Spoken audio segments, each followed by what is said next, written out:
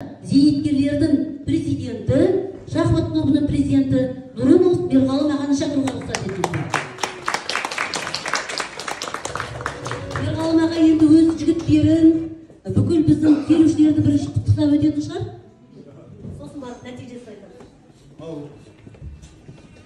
мынау шахмат клубында құрылғаны 8 жылдай болды. Содан бері осы клубтың мен басқарып жүрмін. Енді осы 2 жыл болды осы орталық ашылғаннан бері осы орталыққа келетін болдық. Осына бізге бөлме бөліп, осы өте жақсы болды. Бұрын не болмайтын, ойнайтын жер. Қазір осында бөлме беріп, бізге өте жақсы болды. Осында 170 адамдар жиналады, күнде 20-25 адамдар келіп осы шахмат ойнайды.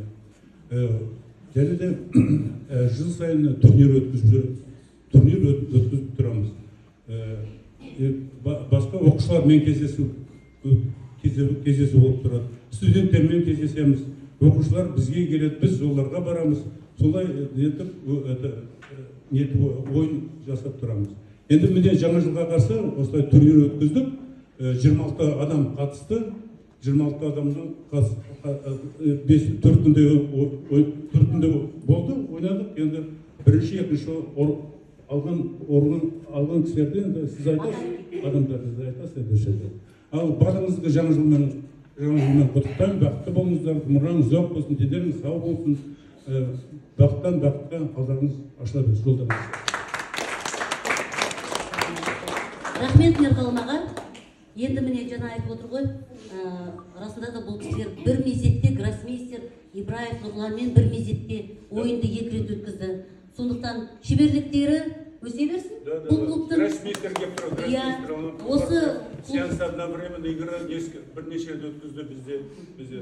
Сондай кісілерді шақырып тұрамыз.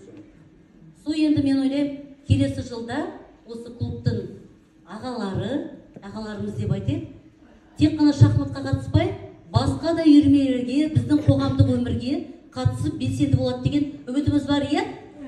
Кейде шахмат залынан бір адамды да осы жерге шақыра алмаймыз ғой. Ол да бар ондай. Сондықтан белсенді болыңыздар. Ал енді осы турнирдің нәтижесін негізі Әділ Қазылар Алқасы сіздер өздеріңіз студенттер жасадыңыздар. Соның нәтижесі бойынша 3-ші орын Тастанов Сәрсенбайға иеленді.